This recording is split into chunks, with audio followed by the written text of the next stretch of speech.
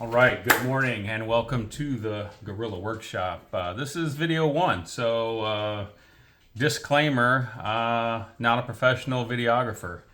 Maybe I'll add that to the list of things that are part of my hobbies, and I'll get better at it as time goes on.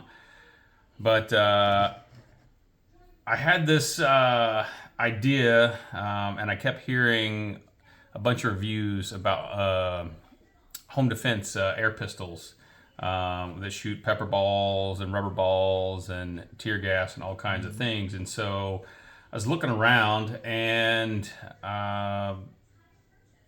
there was a manufacturer out there, and they wanted like $400 for their pepper ball pistol. So in searching, I found this one.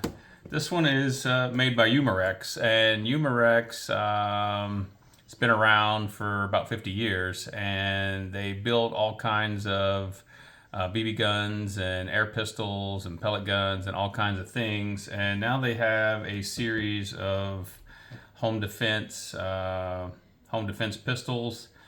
This is a full size. They also make a revolver. And they also have a compact. So there's lots of different options out there. And I'll drop all of this stuff in a link if you're interested. Today is part one. Basically going to unbox, take a look at it. Pretty familiar with weaponry and stuff like that. So maybe give you some point of views on how I feel about it. And then video two, we'll take a look at some target performance. And then video three, hopefully we're gonna actually shoot some people. So that should be an interesting one, and we'll see what kind of volunteers I get. So let's take a quick look at this. So this is the Umarex HDP 50. It shoots 50 caliber rounds. I picked up all of this on Amazon. Amazingly, you can find it on Amazon, right? And so I got the pistol, I got the Daisy high performance premium CO2 cartridges. These are, I think, 8 gram, 12 gram, somewhere it says it, 12 gram. Got some steel ball, got some 50 cal, like plastic rubber ball, and then they also, amazingly, they came with some safety glasses, because you always need some safety glasses. Don't know if they're ballistic or not, but hopefully, if I chose to wear them, they would keep this from shattering in my eyeballs. But anyway, let's open this up real quick. And it's just from the outside. I mean, it's not a very sophisticated product as far as packaging goes. It's basic. Like I said, the box, it's got some information on it, tells you what's in it,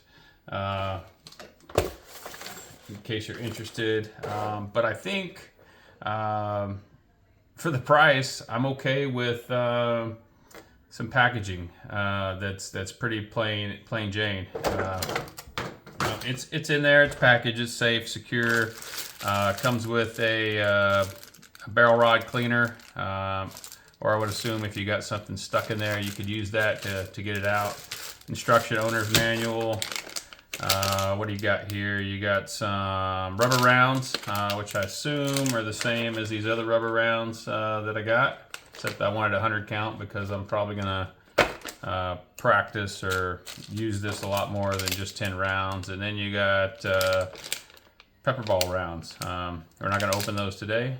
Don't feel the need to get tear gassed. So sticker. If you got someone that collects stickers, you want to put a sticker on something, there you go. Everyone puts a sticker in their stuff. And so if I look at this, and I should have brought one of my own actual handguns out here to look at it. But if you look at it, it is about 8 inches wide, and from sight down to the bottom of the air pistol mechanism is about 6.5 inches. So it's a full size. When you take it out and look at it, it actually has some good weight to it. It's pretty big in the hand. Looking at it, I would say that it's called a home defense pistol because this would be a very large concealed carry, in my opinion. And so hopefully in the future I'll grab the compact, and we'll see how that compares to like a compact Smith and Wesson or any of the other models that are out there. Just at first looks pretty good. It's got some almost like glow sights, so you can line this up. It's got the loading mechanism here.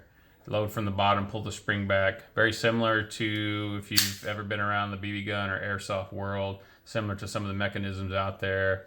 It does have a safety trigger, which is nice. A lot of the Glocks have that on it, and so it actually won't fire unless you depress the safety that's built into the trigger well. The only thing I don't really like about it, to be honest, is this this air chamber. Looking at it, it just sticks out the bottom. It does unscrew. This is where your your CO2 cartridge would go in. CO2 cartridge actually sits in an upside down manner, and then this mechanism would puncture upon first fire. And so it's not puncture upon trigger squeeze like some of the other models are, but this one you pop the bottom of it and it kind of pops in and rotates, clicks, and then it punctures, and then you're good to go to fire. So you can have it loaded and ready to go, and then just with the pop, almost similar action to load, chambering or loading a magazine, you would have access to it.